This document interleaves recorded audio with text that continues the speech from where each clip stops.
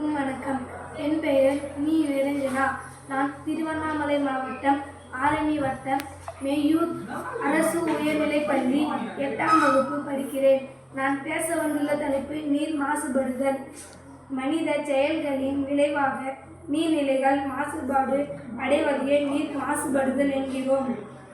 தீங்கு விளைவிக்கக்கூடிய வேதிப்பொருட்கள், கழிவுநீர் மற்றும் திட கழிவுகள் நீர் மூலங்களை சென்றடைவதாலேயே நீர் மாசுபாடு அடைகிறது.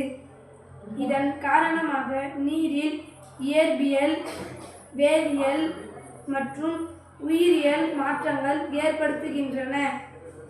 இது நீரின் தரத்தை குறைத்து அதனை உயிரினங்களுக்கு நச்சுத்தன்மை உடையதாக மாற்றுகிறது. மாசுபட்ட நீரை பருகுவதால் மனிதர்களின் உடல்நலத்திற்கு கடுமையாக விளைவுகள் ஏற்படுத்துகின்றன. நீர் மாசுபாட்டின் விளைவுகள். நீர் மாசுபாட்டால் நோய் தொற்று ஏற்படுகிறது. நீர் மாசுபாட்டின் மூலம் காலரா நோய் ஏற்படுகிறது. கழிவு நீர் மற்றும் தேவையற்ற நீர் வெளியேற்றம். பல இடங்களில் இருந்து வருகின்ற சாக்கடை தண்ணீர், கழிவுநீர் குப்பைகள், விவசாய கழிவுகள் மற்றும் தொழிற்சாலை கழிவுகள் நீர்நிலைகளில் கொட்டப்படுகின்றன. இதனால் நீர் மாசடைகிறது.